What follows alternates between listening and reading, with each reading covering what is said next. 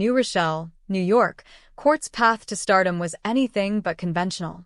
He was discovered in a comedy club by director Robert Altman, who cast him in the 1970s surrealist comedy Brewster McCloud. Cort played the title character, a boy living in the Houston Astrodome who dreams of flying. +1.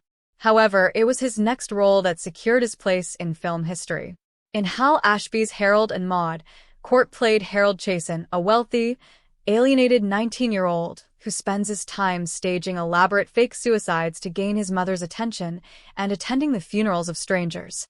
The film's central premise, a romantic relationship between Harold and Maude, played by the 79-year-old Ruth Gordon, was initially met with discomfort by critics and audiences. Yet, through Cort's delicate, soulful performance and the haunting soundtrack by Cat Stevens, the film blossomed into a beloved anthem for misfits everywhere. A career of curiosities. Following the massive underground success of Harold and Maude, Cort famously turned down many mainstream roles, fearing typecasting. He preferred the fringes of Hollywood, leading to a filmography that was as eccentric as he was.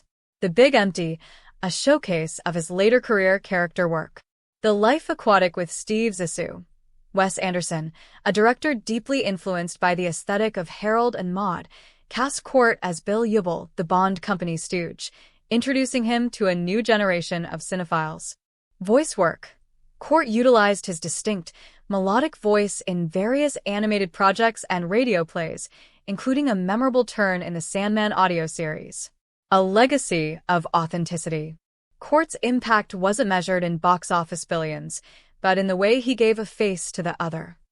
He represented the sensitive, the strange, and the deeply misunderstood. In interviews, he often spoke of Harold with a mix of gratitude and weariness, acknowledging that the character was a shadow he could never quite outrun, but one he was proud to carry.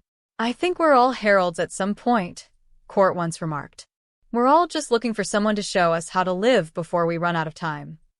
His death marks the end of an era for new Hollywood cinema, leaving behind a legacy of films that remind us that being normal is often the least interesting thing a person can be.